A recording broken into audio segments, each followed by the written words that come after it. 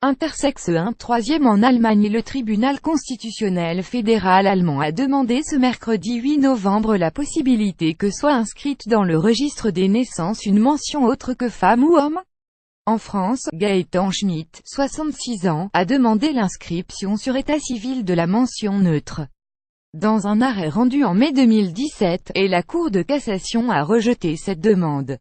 Communiqué. Consultez l'arrêt neutre et état civil ainsi que le communiqué de presse sur https://cos1adcur8crpic.twitter.com 9krv15w5i Cour de cassation Cour de cassation 4 mai 2017. Cette personne est née selon les termes de médecin, avec un vagin rudimentaire, un micro-pénis, mais pas de testicules.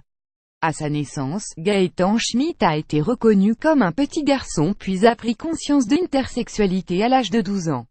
Après la publication de l'arrêt de la Cour de cassation, les deux avocats de ce Français ont décidé de porter un recours devant la Cour européenne des droits de l'homme. Naître intersexe. Environ un bébé sur 2000 naît intersexe.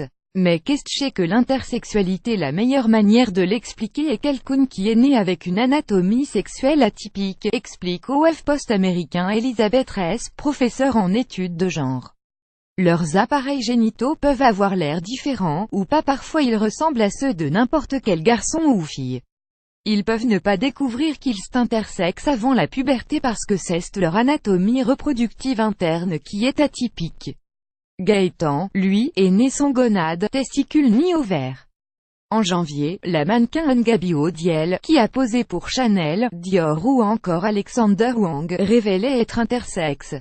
Son cas est différent. Elle était née garçon avec un chromosome X et un Y mais corps était résistant aux androgènes, des hormones mâles. C'est pourquoi elle ressemblait plus à une fille. Comme l'explique Elizabeth Ress, et il existe de nombreuses formes d'intersexualité, chaque personne intersexe pouvant avoir des caractéristiques différentes. Souvent confondues avec les hermaphrodites, les personnes intersexes n'ont pas d'œufs en état de fonctionnement. Elles peuvent également être confondues avec les personnes trans, qui ne se sentent pas en accord avec leur genre de naissance. Les trans en demande d'opération ou de changement de perception sociale de leur genre, explique à l'Aube Vincent Guillot, fondateur de l'Organisation internationale des intersexes OII.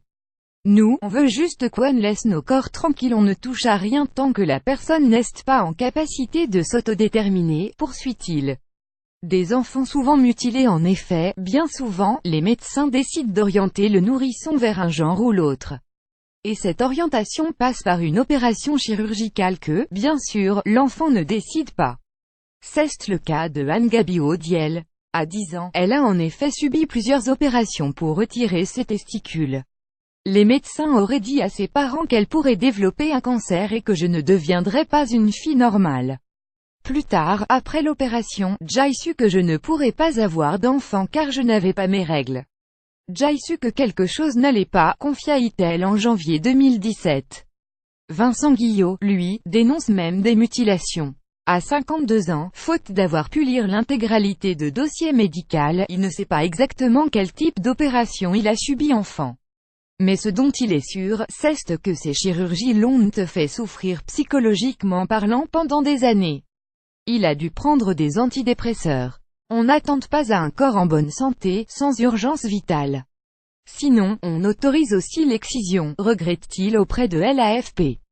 Prise de conscience. La France a été condamnée à 3 reprises en 2016 par l'ONU pour ces opérations faites sur des enfants afin de leur attribuer un masculin ou féminin. Début mars 2017, des sénateurs rendaient public un rapport demandant à ce que soient reconnues et indemnisées les souffrances des personnes intersexes.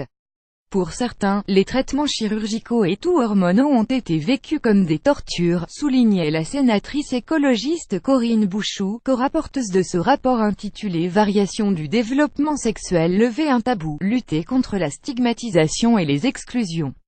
Quelques jours plus tard, lors d'une cérémonie à l'Élysée, François Hollande estimait que l'interdiction des opérations chirurgicales subies par des enfants intersexes, de plus en plus largement considérées comme des mutilations, était un combat à mener.